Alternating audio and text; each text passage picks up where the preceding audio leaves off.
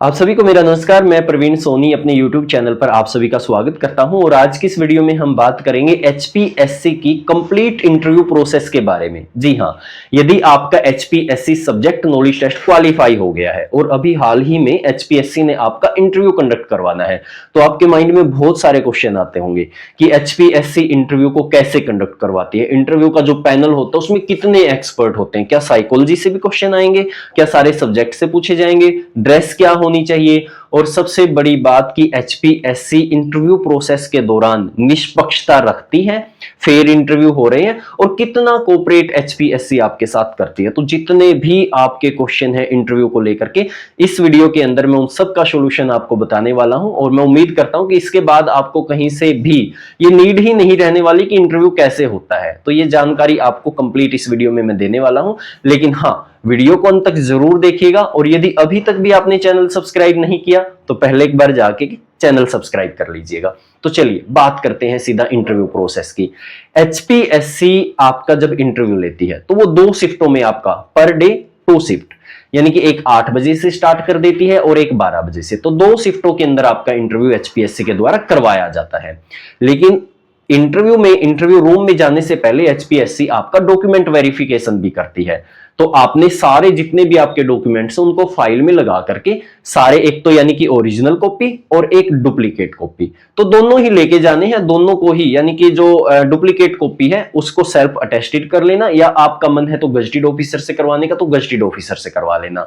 दोनों ही चलेंगे, चाहे आपका सेल्फ अटेस्टेड हो चाहे आपका गजेटेड ऑफिसर से हो। तो सारे डॉक्यूमेंट्स आप ले जाना। लेकिन HPSC इंटरव्यू पर बुलाने से पहले कॉल लेटर भी आपके मेल पर भेजती है, उसमें कुछ डॉक्यूमेंट को टिक मार्क करती है। तो वो डॉक्यूमेंट्स HPSC वहां पे आपसे ले लेती है और साथ में एक पासपोर्ट साइज फोटो जरूर लेके जाना और फैमिली आईडी, आधार कार्ड, रेजिडेंस और आपकी एजुकेशनल क्वालिफिकेशन सभी आपने लेके जानी है। तो HPSC सबसे पहले, जैसे 8 बजे की शिफ्ट है तो 8 बजे आपने पहुंच जाना है, 12 बजे की है तो 12 बजे पहुंच जाना है और 8 बजे आपका डॉक्यूमेंट वेरिफिकेशन HPSC स्टार्ट कर देती है। डीवी के दौरान बहुत आपसे HPSC कोऑपरेट करती है। इवन मैं तो ये कहना चाहूंगा कि इंटरव्यू के हर स्टेप पे इतना कोऑपरेट आपको HPSC करती है कि जब आप इंटरव्यू देके आएंगे तो आप जरूर कहेंगे कि वाह, मजा आ गया, यानी इससे अच्छा इंटरव्यू हमने कहीं देखा ही नहीं। तो ऐसा आपका HPSC इंटरव्यू कंडक्ट करवाती है। डॉक्यूमेंट वेरीफाई के टाइम आपका फुल कोऑपरेट किया जाएगा। कोई नेम मिस्टेक है, कोई हल्की सी गलती, उसके लिए आपको कुछ नहीं कहा जाएगा और उसके बाद आपको भेजा जाएगा बायोमेट्रिक के लिए। तो बायोमेट्रिक आपकी हो जाएगी और फिर आपको बिठा दिया जाएगा वेटिंग एरिया में, और वेटिंग एरिया में HPSC की तरफ से आपको कुछ इंस्ट्रक्शन दिए जाएंगे और इंस्ट्रक्शन में आपको कहा जाएगा, एक तरह के ये इंस्ट्रक्शन नहीं है तो मोटिवेशन HPSC का है, यानी कि मोटिवेट आपको HPSC यहां पे करती है। तो HPSC की तरफ से कहा जाएगा कि भाई जब आपने इंटरव्यू देना है तो उसमें किसी भी प्रकार की आइडेंटिटी आपने नहीं बतानी कि आपका नाम क्या है, आपने कहां से अपनी एजुकेशन की और कहां पे आप रहते हैं, इस तरीके का कुछ भी नहीं बताना है।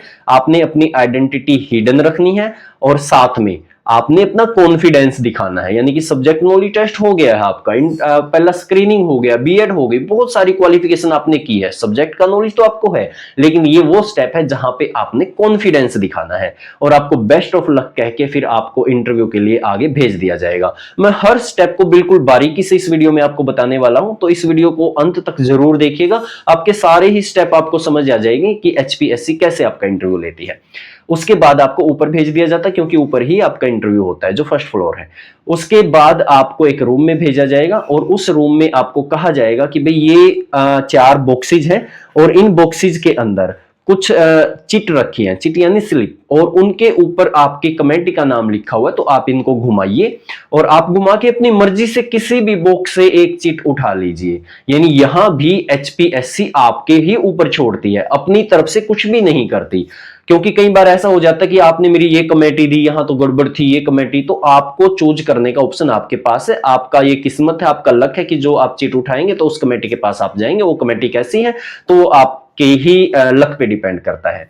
वहां से आप एक चिट उठा लेंगे तो वहां पे आपको पता चल जाएगा कि मेरा तो 2 नंबर कमेटी में आया है, 3 नंबर में आया, यानी कि उस चिट के ऊपर आपकी कमेटी का नंबर लिखा हुआ है।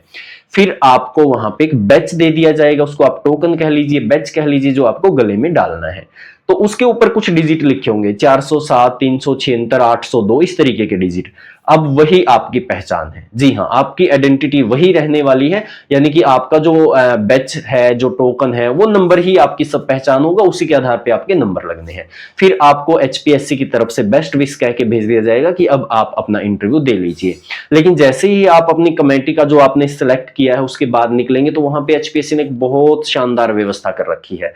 आपको चाय पीनी है तो चाय भी, कॉफी भी, पानी भी, इस तरीके की चीजें आपको वहां मिलने वाली हैं। आपको वहां पे चाय वगैरह लेनी है तो आप ले सकते हैं, ये बिल, और ये बहुत शानदार कदम भी एचपीएससी का है। उसके बाद आपको अपना जो कमेटी है वहां पर भेज दिया जाएगा कि ये आपकी कमेटी, ये रूम है। तो आपको फिर उस रूम के अंदर एंटर कर जाना। तो रूम के अंदर जब एंटर हम करते हैं तो काफी सारे क्वेश्चन आपके मेरे पास आ रहे हैं कि रूम कैसा होता है, कहां पे बैठना है। तो ये लीजिए, मैं आपको स्क्रीन पे दिखा रहा हूं कि रूम कैसा होता है। तो रूम होता है आपका इस प्रकार का, और उसके अंदर एक्सपर्ट बैठे हुए हैं।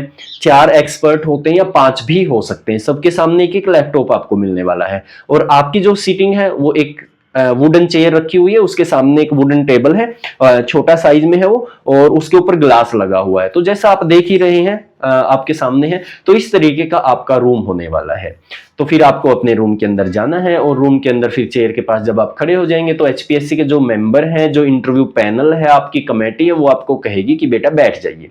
जब आप बैठ जाएंगे तो आपको बहुत कोऑपरेट किया जाएगा, और स्टार्टिंग में पहला ही क्वेश्चन आपसे ये होगा कि बेटा अपने बारे में बताइए। और यहाँ पे तो आपने एक बात का ध्यान रखना है कि अपनी आइडेंटिटी तो बतानी ही नहीं है। फिर हम इंट्रोडक्शन दे कैसे, यानी कि ना नाम बताना, ना पता बताना, ना कहां से पढ़े हैं, तो आपको कैसे इंटरव्यू देना चाहिए, अपना इंट्रोडक्शन कैसे देना चाहिए। तो इंट्रोडक्शन जब आपने देना तो आप इस तरीके से दीजिए। पहली इसमें एक बात शामिल करनी है आपने, आपकी एजुकेशनल क्वालिफिकेशन। जो दूसरी बात आपने शामिल करनी वो है आपकी अचीवमेंट, और तीसरी आपकी हॉबी। ये तीनों ही अहम पार्ट हैं आपके इंट्रोडक्शन के। और कैसे ये आपने अपने आप को रिप्रेजेंट करना है, तो आपने कहना है कि मैंने अपनी बैचलर डिग्री इस सेशन के अंदर कंप्लीट की। After that I completed my master degree. तो मैंने मास्टर डिग्री की, फिर मैंने बैचलर की, और उसके बाद पीएचडी आप हैं तो वो बता सकते हैं।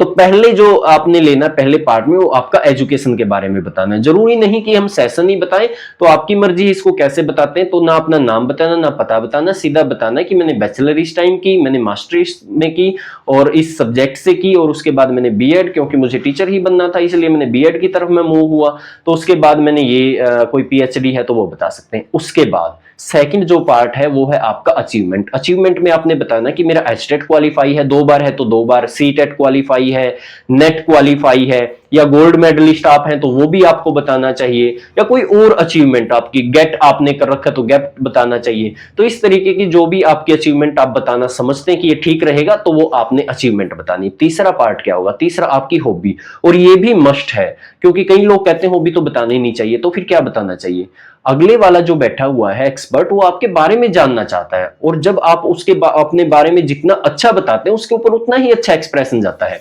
तो आपको अपनी हॉबी के बारे में बताना है। हॉबी कैसी कि जी आप ट्री प्लांटेशन करने में आपका इंटरेस्ट है, आपका पढ़ने में इंटरेस्ट है, लर्निंग और टीचिंग आपको पसंद है, या फिर आप बुक रीडिंग कह सकते हैं, या कुकिंग कह सकते हैं, गार्डनिंग कह सकते हैं। जो भी आपको हॉबी पसंद है उसके बारे में आपने बताना है वहां पे। तो इस तरीके का पहला क्वेश्चन आपसे होने वाला, लेकिन ये क्वेश्चन आपसे बदल बदल के पूछा जा सकता है। कैसे कि आप बैचलर से स्टार्ट कर दीजिए, या कह सकते हैं कि बेटा मास्टर कब किया आपने, एस्टेट कब हुआ आपका, इस तरीके से भी पूछ सकते हैं, या ऐसे भी कह सकते हैं बेटा आजकल आप क्या कर रहे हैं। तो इस तरीके से जिस हिसाब से क्वेश्चन आपसे किया जाता आपको उसी वे में अपना जवाब वहां पे देना है।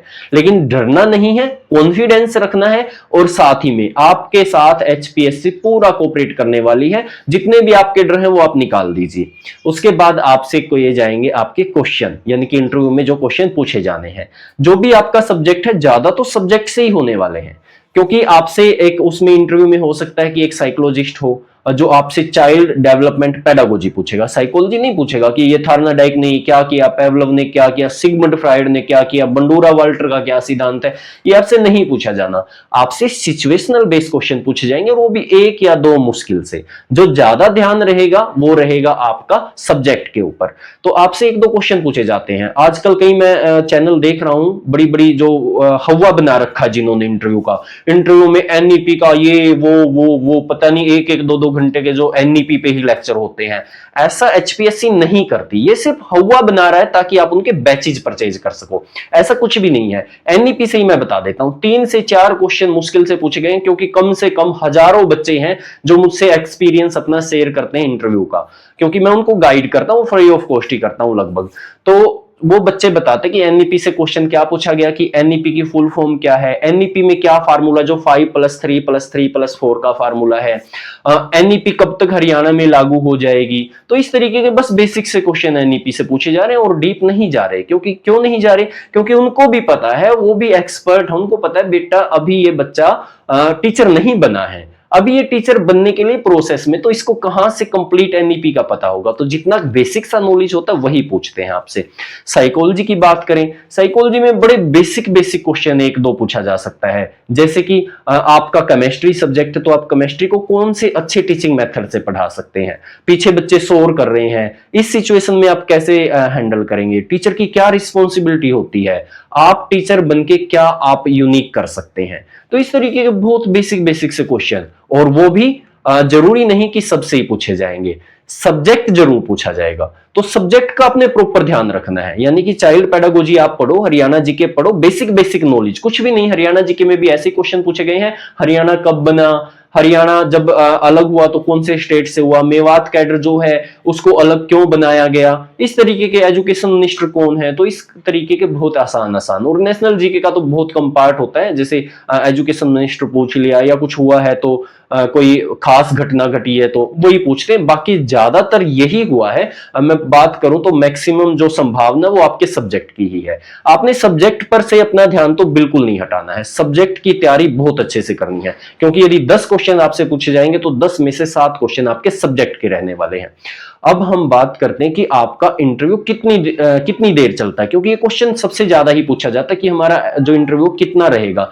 तो मैं एवरेज बता सकता हूं कि एवरेज 10 मिनट आप मान के चल सकते हैं। 5 मिनट भी होता है, 6 मिनट भी होता है, 15 मिनट भी हो जाता है, किसी किसी का 20 मिनट भी चला जाता है, लेकिन एवरेज आप मान के चलें कि 10 मिनट एचपीएससी आपसे इंटरव्यू करने वाली है।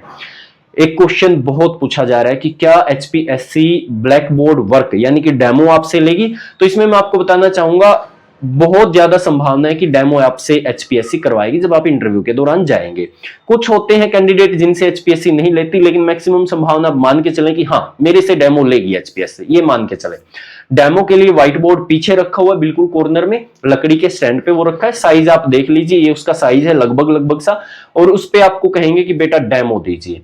अब ये डेमो के अंदर भी एक क्वेश्चन होता है कि क्या डेमो हमारी चॉइस से होगी या उनकी चॉइस से होगी। तो इसमें कुछ भी हो सकता है, वो भी दे सकते हैं, आपकी भी चॉइस हो जाएगी।